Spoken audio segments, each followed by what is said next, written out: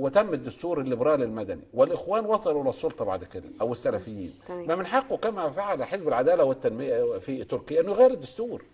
الفيصل هو اذا ان كان انا معاه اغلبيه التلتين. تمام، مش اللائحه ممكن يوصل للتلتين. ايه لا صعب بقى. اذا انا بتكلم اذا. طيب الجزئيه الاخرى في القانون ان المجلس الجديد ليس سيد قرار.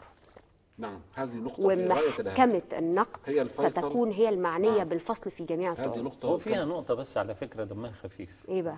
ايه؟ اول حاجه تقولي عليها دمها خفيف. ان احنا قلنا الاشراف القضائي ويترأس لجنة الإشراف القضائي رئيس محكمة النقد، فهو الذي سيصدر النتيجة ثم يطعن على النتيجة قدامه. ما ينفعش، لازم نشوف لها حل تاني. يعني أنا موافق، بنلاقي لها أنا موافق 100% إننا نلغي سيد قرار لأنه كان عبثا.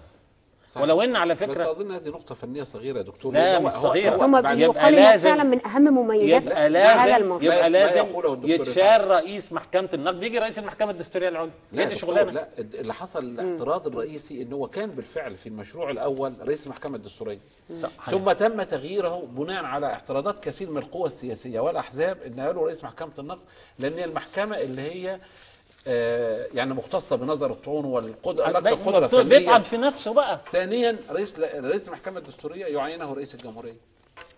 يا سيدي نشوف كيف هيبقى فيها تكييف اخر بقى عشان يبقى في نوع من انواع الحياديه. قالوا ان رئيس المحكمه الدستوريه يعينه رئيس الجمهوريه، فكيف احنا نعيد انتاج النظام السابق؟ رئيس محكمه النقد ده رجل بحكم اقدم رئيس محكمة استئناف بيبقى اوتوماتيك رئيس المجلس القضائي على رئيس محكمة النقد. هي النقطة سليمة ونقطة مهمة ومن أهم فعلا مميزات هذا المشروع. هي يا أخي ثانية واحدة، أنت عندك محكمة النقد بالمستشارين بتوعها ورئيسهم هم اللي هيطعنوا في نفس هي موضوع على فكرة هيحتاج مننا